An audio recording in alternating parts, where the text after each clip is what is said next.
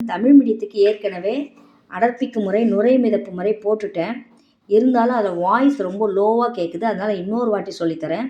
தூள் செய்யப்பட்ட தாது. இந்த முறையில் எந்த மாதிரி தாதுக்களை அடர்ப்பிக்கலாம்னா, கலீனா, ஜிங்க் பிளண்ட் போன்ற சல்ஃபைட் தாதுக்களை அடர்ப்பிக்கலாம்.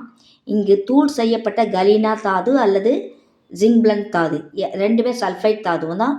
ஸோ நுரை மிதப்பு முறையானது சல்ஃபைட் தாதுக்களை அடர்ப்பிப்பதற்கு நம்ம பயன்படுத்துகிறோம். தூள் செய்யப்பட்ட தாதுவானது சல்ஃபைட் தாதுவானது ஃபஸ்ட்டு நீரில் மூழ்கச் செய்யப்படுகிறது. பெரிய தொட்டி, நான் உங்களுக்கு படம் காமிப்பேன், அது உங்களுக்கு நல்லா புரியும். இதோ இந்த பெரிய நீர் தொட்டியில் மூழ்கடிக்கப்படுகிறது. அதுக்கடுத்து என்ன பண்ணுறேன்னா, இது கூட சிறிதளவு நுரை உருவாக்கக்கூடிய காரணிகளான ஃபைன் எண்ணெய், யூக்கலிப்டஸ் ஆயில் சேர்க்குறோம்.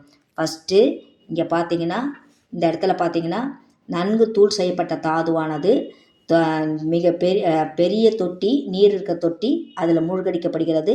அது கூட என்ன சேர்க்குறாங்கன்னா, சிறிதளவு ஃபைன் எண்ணெயும் யூக்கலிப்டஸ் ஆயிலும் சேர்க்குறாங்க. அந்த ஃபைன் எண்ணெய், யூக்கலிப்டஸ் ஆயிலோட வேலை என்னென்னா நுரையை உருவாக்கும். அதுக்கடுத்து இது கூட என்ன சேர்க்குறாங்கன்னா, சோடியம் ஈத்தைல் சாந்தேட், சிறிதளவு சோடியம் ஈத்தைல் சாந்தேட் சேர்க்குறாங்க.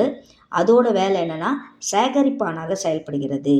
இது புரியறதா? இப்போ என்னென்னலாம் சேர்க்குறோம் அப்படின்னு சொல்லிட்டு பார்த்துட்டோமா? இப்போ பாருங்கள், இப்போ படத்தை நல்லா பாருங்கள்.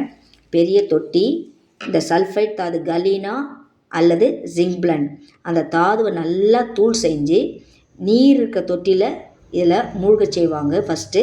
அது கூட நுரையை உருவாக்கும் காரணியான ஃபைன் எண்ணெய், யூக்கலிப்டஸ் ஆயில் சேர்ப்பாங்க.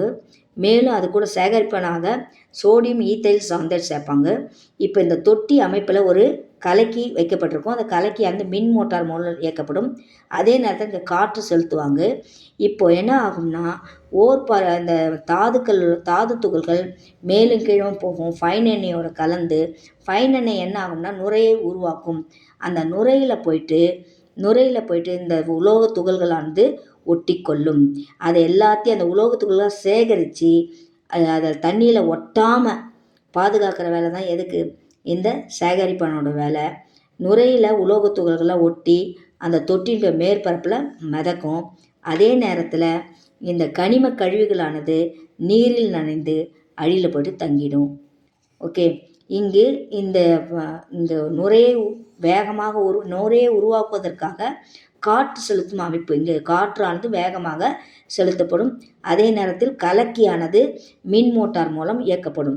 அதனால தான் ஃபைன் எண்ணெய், யூக்கலிப்டஸ் ஆயில் என்ன உருவாக்குதுன்னா நுரையை உருவாக்குகிறது. அந்த நுரையை உருவாக்கின பிறகு அந்த நுரையை உருவாக்குற அந்த எண்ணெயில் போயிட்டு உலோகத்தூள்கள் போய் ஒட்டிக்குது. இந்த உலோகத்தூள்கள் நீரில் நனையாமல் சேகரித்து மேற்பரப்பிற்கு அனுப்புகிற வேலையை எது செய்யணும்னா சேகரிப்பான். அது சோடியம் ஈத்தைல் சாந்தேட். அவ்வளோதான் பிள்ளைங்களா. இப்போ பாருங்கள், ஃப்ளோ சார்ட் பாருங்கள். தூள் செய்யப்பட்ட சல்ஃபைட் தாது நீரில் மூழ்கடிக்க செய்கிறது. நுரையை உருவாக்கும் காரணியான ஃபைன் எண்ணெய், யூக்கலிப்டஸ் ஆயில் சேர்க்கப்படுகிறது.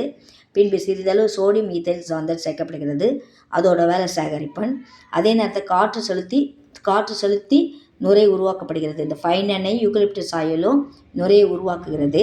சேகரிக்கும் மூலக்கூறுகள், அதாவது சோடியம் ஈத்தைல் சாந்தேட், அந்த சேகரிக்கும் மூலக்கூறுகள் தாது துகள்களுடன் இணைகிறது. உலோக தாது துகள்களுடன் இணைந்து எல்லாத்தையும் இணைச்சி இந்த தாது துகள்களை நீர் விளக்கும் தன்மை உடையதாக்குகிறது.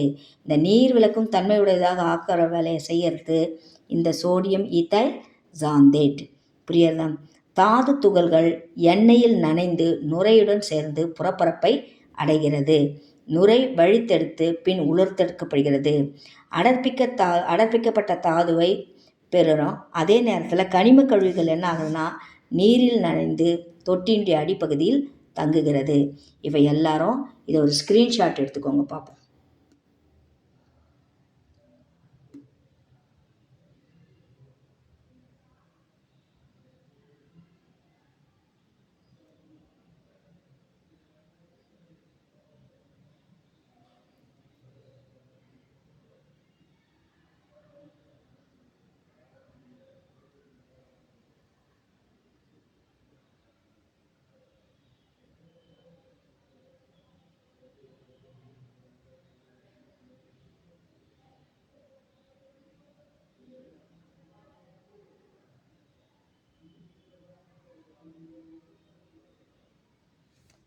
Thank you children.